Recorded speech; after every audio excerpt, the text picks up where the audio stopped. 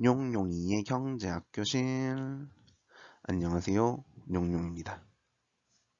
오늘은 합리적 선택에 대해서 알아보도록 하겠습니다.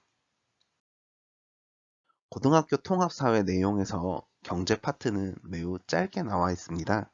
그렇기 때문에 우리는 이 경제 파트를 조금 더 심도 있게 다뤄볼 예정이고요.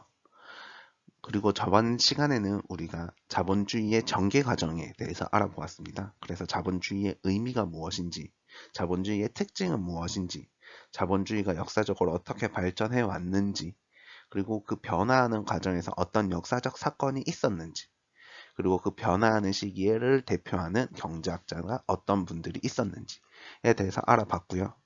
오늘은 합리적 선택에 대해서 알아보도록 하겠습니다. 경제학을 공부하는 과정에서 선택이란 말은 매우 의미 있거든요. 왜냐하면 우리가 경제라는 것을 봤을 때 경제는 돈을 다루는 학문이야 라고 누구나 이해할 수 있지만 사실 경제학을 공부해 보면 돈을 다루기보다는 어떤 선택을 할지에 대한 고민을 하는 게 바로 경제학이라는 학문인데요. 우리가 무한한 것을 선택할 수 있다면 이런 합리적 선택을 할 필요도 없을 거고요. 경제 문제가 발생하지도 않을 겁니다. 우리는 자원은 희소하고요. 하지만 인간의 욕구는 무한하기 때문에 무한한 욕구를 다 채울 수는 없게 되고요. 그렇기 때문에 우리가 유한한 자원 속에서 우리가 필요한 것들만 가져와서 우리의 욕구를 채워야 하게 되거든요. 그렇기 때문에 이 과정에서 우리는 유한한 자원을 어떻게 사용할지에 대한 고민하는 것이 바로 경제학에서 다루는 내용이고요. 경제학의 가장 기본적인 질문이 되는 것입니다.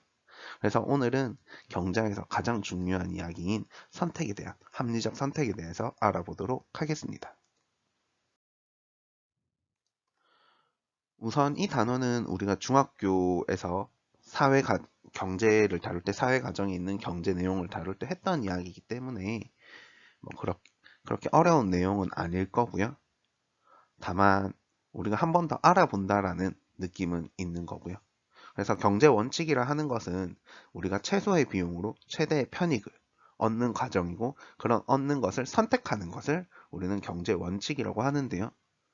그래서 가게에서 보면 최소의 비용으로 최대의 편익을 얻으려고 하는 거고 기업에서도 최소의 비용으로 최대의 이익을 얻으려고 하는 것을 목표로 하거든요. 그렇기 때문에 이 과정에서 우리는 효율성을 매우 극도로 추구하는 모습을 확인할 수 있습니다. 물론 요 최근에는 기업이 최소 비용, 최대 이윤을 목표로만 최소 비용으로 최대 이익만을 목표로 하는 것은 아니다. 기업이 이윤 극대화만을 목표로 하는 것은 아니다. 라는 이야기를 하고 있고요. 마찬가지로 가게도 이제 효용의 극대화, 최소 비용으로 최대 효용을 얻어가는 그런 효용의 극대화만을 목표로 하는 것은 아니다. 라고 이야기를 하고 있습니다. 그 대표적인 예시가 기업의 입장에서는 사회적 기업이 될 거고요. 개인의 입장에서도 우리가 소비를 하는 과정에서 윤리적 소비 혹은 가치 소비라는 표현을 쓰잖아요. 그렇기 때문에 내가 돈을 조금 더 내더라도 내가 손해를 조금 더 보더라도 우리 사회에 더 의미 있는 일을 하고 싶어 라는 이야기가 나오고 있다라는 측면에서 보면 경제학에서 가장 기본적으로 말하는 가정들이 깨어지고 있는 모습이 나타나고는 있습니다. 하지만 그럼에도 불구하고요. 이 경제의 원칙이란 것은 우리가 선택을 하는 과정에서 가장 중요하게 생각해야 되는 지점이고요. 우리가 가장 예민하게 받아들여야 되는 요소이고 그리고 이 과정을 깨져버리면 사실 그 이후에 진행되는 경제학의 연구 과정들이 의미가 없어지는 경우들이 발생할 수도 있어요. 그렇기 때문에 이 경제 원칙은 지금은 이 가정이 깨어지고 있다 하더라도 가장 중요하게 생각하는 가정이고요. 인간은 효율성을 매우 극도로 중요하게 여긴다라는 거고, 그래서 경제학의 가정 중에 보면 인간은 합리적인 존재이다라는 이야기를 하거든요. 과연 내 스스로 생각했을 때 내가 얼마나 합리적인지는 모르겠으나 이제 경제학을 다루는 과정에서 학문의 가장 기본된 가정이 인간은 합리적인 존재이다라는 걸 말하고 있고요. 그 합리성에는 우리가 최소 비용, 최대 편익, 혹은 뭐 가게 입장에선 최소 비용, 최대 효용, 기업의 입장에선 최소 비용, 최대 이익이 되겠습니다. 그래서 조금 더 알아보면 우리가 최소 비용으로 최대 편익을 얻어야 되잖아요. 그래서 최대 편익을 얻는다는 건 뭐 기업은 최대 이익이기 때문에 그걸 숫자로 나타낼 수 있지만 가게 입장에서 최대 효용을 얻기 위해서는 이게 숫자로 나타내기가 매우 애매해지는 경우가 있거든요. 누군가는 큰 집을 사야 되고 누군가는 좋은 자동차를 사는 것을 효용의 극대화라고 생각할 수 있는데 저 같은 경우에는 에스파의 앨범을 사고 레드벨벳의 앨범을 사고 혹은 보아의 앨범을 사는 게 최대 효용일 수도 있거든요. 그렇기 때문에 그 효용이라는 거에서 서로가 가진 생각이 다르기 때문에 그것을 명확하게 나타내긴 힘들어지는 부분이 있고요. 그렇다면 우리가 관심을 가져야 되는 건 비용 부분입니다. 그래서 우리가 비용을 최소한으로 만들기 위해서 고민해야 되고요. 그래서 비용이란 단어를 나오면 항상 우리가 나타내는 게 어떤 것이냐면 바로 기회비용입니다. 기회비용은 어떤 것을 선택함에 있어서 포기해야 하는 것들 중에 가장 가치가 큰 것을 이야기하는데요. 내가 A랑 B가 있다면 어떤 것을 선택해야 할까라고 했을 때 만약에 내가 A를 선택했다면 B가 기회비용이 되는 것입니다. 그래서 이 기회비용 문제가 생기는 이유가 뭐냐면 바로 자원의 희소성 때문입니다.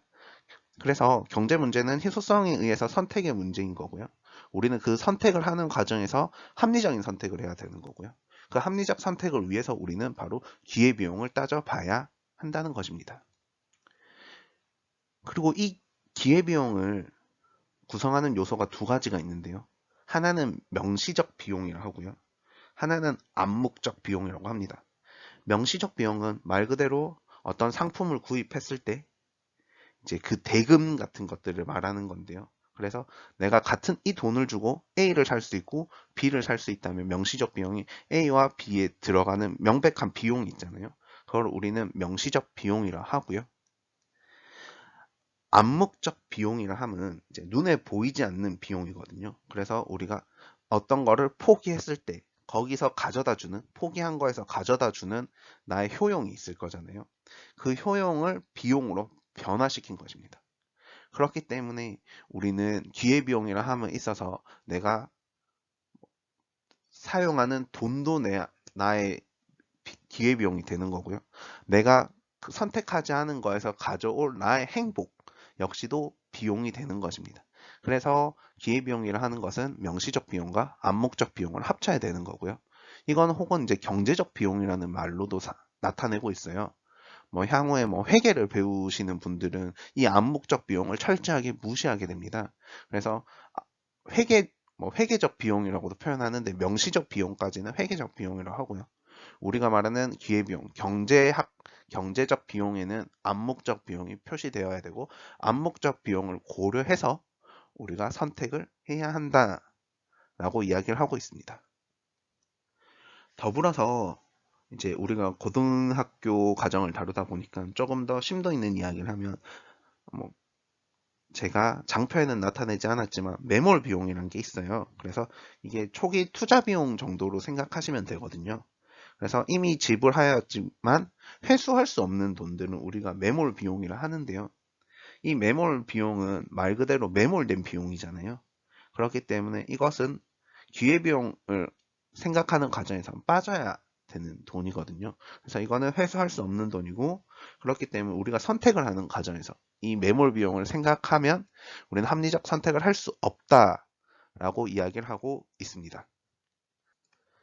근데 여기서 문제가 뭐냐면 우리가 매몰 비용을 선택하는 과정에서 고려하면 안 된다고 하는데 우리는 사람이기 때문에 이 매몰 비용에 집착할 수밖에 없거든요. 만약에 제가 어떤 상가를 들어가는 과정에서 그 상가를 인수했다라고 가정을 해볼게요. 근데 인수하는 과정에서 뭐 제가 그 절차를 정확하게 알지는 못하지만 그 전주인한테 뭐 돈을 뭐 한 100만 원, 200만 원 이렇게 줬어요. 그 돈을 가지고 뭐 그 상권을 그대로 인수하는 과정에서 그런 돈이 든다 하더라고요. 그래서 뭐 그 돈은 매몰 비용이 되는 거잖아요. 어떻게 해서도 그 전 주인을 찾아가서 제가 그 돈을 돌려받을 수 있는 돈은 아니잖아요. 그렇기 때문에 그 비용은 매몰 비용이 되는데요.